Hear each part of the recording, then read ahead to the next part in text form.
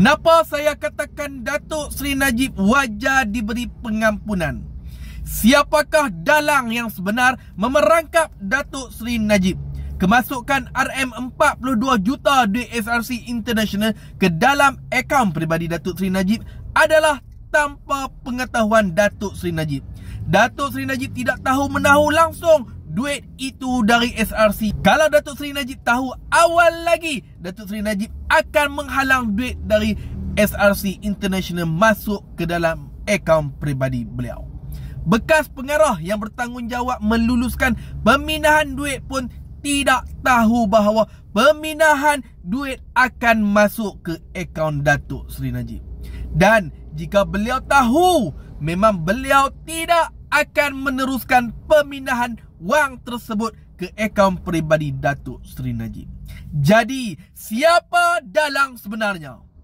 Nick Faisal, bekas ketua pegawai SRC International yang secara senyap-senyap ambil duit SRC masukkan ke dalam akaun Datuk Seri Najib. Inilah dalangnya Nick Faisal dan Jolo, bapa segala dalangnya. Saya cabar Nick Faisal, saman saya kalau tak betul saya katakan Nick Faisal dalang sebenarnya yang perangkap Datuk Seri Najib. Datuk Seri Najib tidak tahu menahu langsung itu duit milik SRC International dan tidak dimaklumkan langsung oleh Nick Faisal. Nick Faisal ketika itu merupakan pegawai Datuk Seri Najib yang bertanggungjawab menguruskan akaun Datuk Seri Najib. Tapi apa dia buat pada Datuk Seri Najib? Dia perangkap Datuk Seri Najib. Dia ambil duit SRC International masuk ke dalam akaun Datuk Seri Najib. Dia tak bagi tahu langsung pada Datuk Seri Najib bahawa duit SRC telah masuk ke dalam akaun peribadi Datuk Seri Najib. Sampai hari ini Nick Faisal telah menghilangkan diri. Sampai hari ini Nick Faisal telah melarikan diri. Hilang macam tu saja. Tengoklah macam mana Datuk Seri Najib diperangkap. Nick Faisal adalah bapa segala dalang yang memerangkap Datuk Seri Najib. Tengok betul-betul terang-terang Datuk Seri Najib diperangkap oleh Nick Faisal.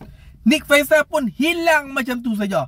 Tak jumpa-jumpa sampai hari ni 31 Januari 2024. Mana dia Nick Faisal menghilangkan diri? Mana dia Jolo menghilangkan diri? Mana dia? Dua orang mangkuk hayun inilah manusia durjana perangkap Datuk Seri Najib.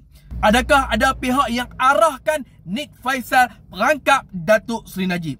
Kenapa Nick Faisal sanggup perangkap Datuk Seri Najib? Bila tengok sejarah Nabi Yusuf difitnah dan dipenjara, seolah-olah sama Datuk Seri Najib diperangkap oleh Nick Faisal. Dan sekarang Datuk Seri Najib meringkuk dalam penjara. Sebab itu saya dan seluruh rakyat Malaysia memahami Datuk Seri Najib benar-benar dianiayai. Begitu dahsyat sekali mereka Nick Faisal dan Jolo buat pada Datuk Seri Najib. Tunggulah balasan akhirat